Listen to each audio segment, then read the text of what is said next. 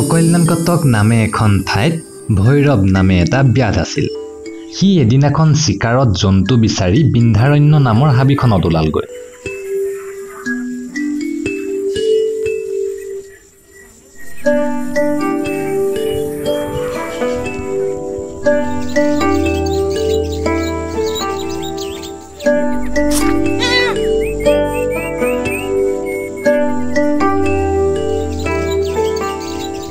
তাতে হৰিণা এটা বধ কৰি কান্ধত তুলি লৈ গৈ থাকোঁতে ভয়ংকৰ চেহেৰাৰ বৰা গাহৰি এটা দেখা পালে। তেতিয়া সি হৰিণাটো মাটিতে থৈ গাহৰিটোৰ গালৈ এপাত শৰ মাৰি পঠিয়ালে। গাহৰিটোৱেও ভয়ংকৰ তৰ্জন কৰি চিকাৰীটোলৈ চোচা মাৰি আহি তাৰ তলপেটতে খুন্দা মাৰি দিলেহি। সেই খুন্দাতেই চিকাৰীটোৰ প্ৰাণবায়ু উৰি গ'ল।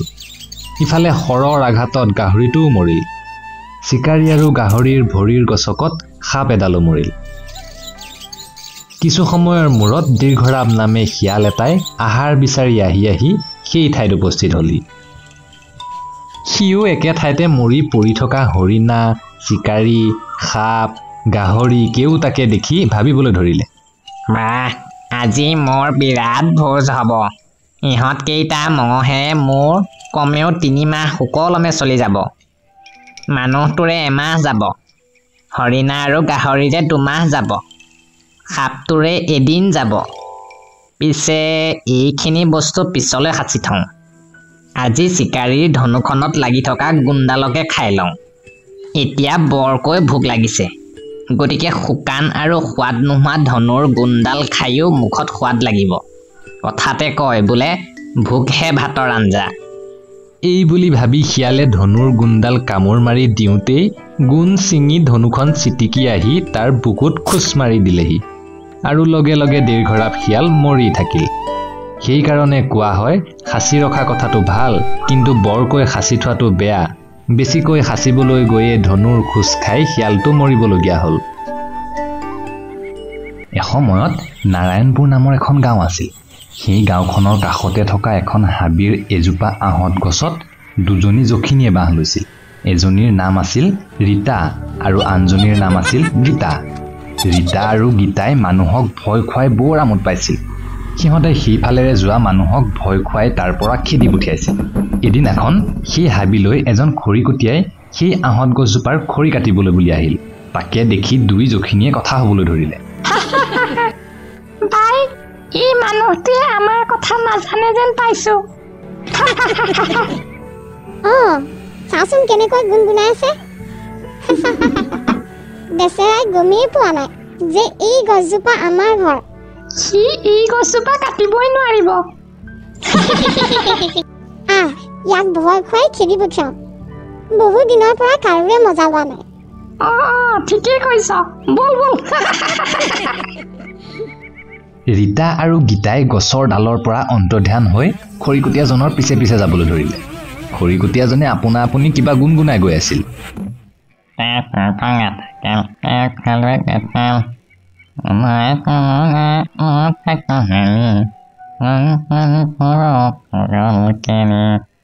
ৰীতা আৰু গীতাই তাৰ গুণগুণনি শুনি হাঁহিবলৈ ধৰিলে।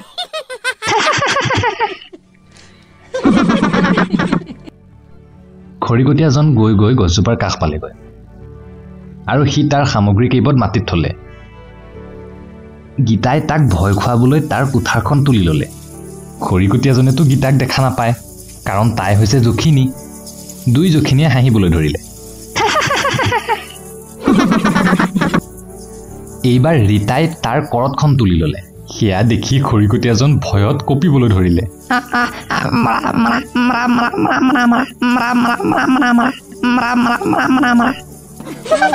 ৰীতা, ইচোন ভয়ে খালে, ভালকৈ ৰাম বুলিও ক'ব পৰা নাই। ভাই, এইটো বৰ ভয়াতুৰ। এই ভূতে দেখোন ভগৱানলৈ ভয় নকৰে। এতিয়া মই কি কৰোঁ?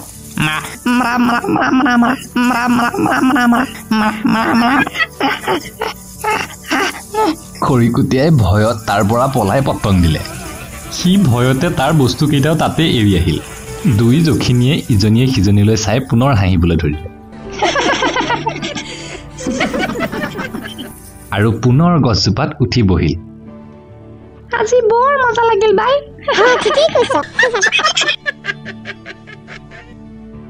নাৰায়ণপুৰ গাঁৱত মদন মাছমৰীয়াও বাস কৰিছিল। মদনে গাঁওখনৰ মাজেৰে বৈ যোৱা নদীখনত মাছ ধৰি সেয়া বিক্ৰী কৰি জীৱন নিৰ্বাহ কৰিছিল। মদনে তাৰ ঘৰখনত অকলেই থাকিছিল আৰু সি বৰ এলেহুৱা আছিল। সি ঘৰখন কেতিয়াও পৰিষ্কাৰ নকৰিছিল। তাৰ ঘৰখনৰ সকলোবোৰ বস্তু চেদেলি ভেদেলি হৈ পৰি থাকিছিল, খোৱাৰ লেতেৰা বাচনকে ধৰি তাৰ পিন্ধা লেতেৰা কাপোৰলৈকে। এদিনাখন মদনে আন এখন গাঁৱত মাছ বিক্ৰী কৰি ঘৰলৈ আহি আছিল। আনদিনাতকৈ সেইদিনা তাৰ অলপ বেছি দেৰি হ'ল। সন্ধ্যা নামি আহিল। মদনে কিবা ভাবি ভাবি আহি সেই আহঁত গছজোপাৰ কাষেৰে পাৰ হৈ যাবলৈ ধৰিলে। আজি ভাল আমদানি হ'ল। কাইলৈ গৈ নতুন জাল এখন কিনিম। জালখনত ফুটা হোৱাৰ বাবে ভালকৈ মাছেই নোসোমাই জালত। গীতাই তাক আহি থকা দেখা পালে। ৰীতা, অ' ৰীতা, উঠ। আমি জখিনীবোৰে দিনতহে শু, ৰাতি নুশু নহয়। চাচোন, কোনোবা এটা আহিছে। ব'ল তাক আমনি কৰক।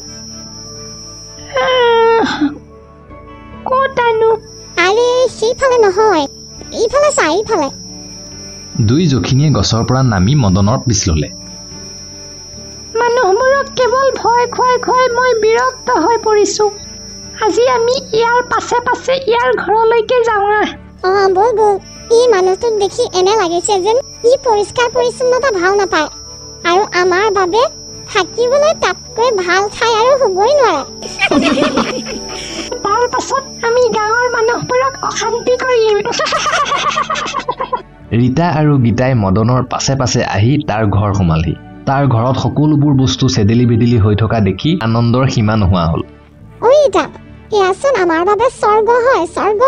এতিয়াৰে পৰা আমি ইয়াতেই থাকিম। কিছু সময় পাছত মদনে মাছ ৰান্ধিবলৈ ধৰিলে।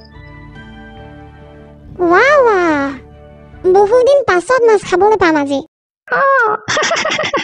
যেতিয়াই মদনে ৰন্ধা মাছ কাঁহীত উলিয়ালে, তেতিয়া ৰীতা আৰু গীতাই মাছকেইডোখৰ খাই পেলালে। তাকে দেখি মদনে থতমত খাই উঠিল আৰু দুই জখিনীয়ে হাঁহিবলৈ ধৰিলে। সিহঁতৰ হাঁহি শুনি মদন বেহুচ হৈ পৰিল। সি ৰাতিপুৱাহে সাৰ পালে আৰু মনত পেলালে যে ৰাতি কি হৈছিল। সি ভয়ে ভয়ে ঘৰৰ বাহিৰলৈ গ'ল আৰু গাঁওবুঢ়াক সাক্ষাৎ কৰিলেগৈ।